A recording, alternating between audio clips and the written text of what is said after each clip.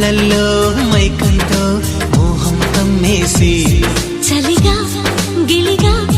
తొలిగా త్వరగా అటుగా ఇటుగా మరి నువ్వే నాకు ముద్దిస్తావని తడివేదాలు ముద్దిస్తావని నమ్మడానికి ఎంత బాగుందో నీకోసం రెక్కల గుర్రం ఎక్కి వస్తానని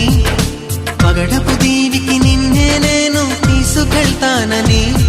ఇక ఏ నాటికి అక్కడే మనము ఉంటామని నమ్మడానికి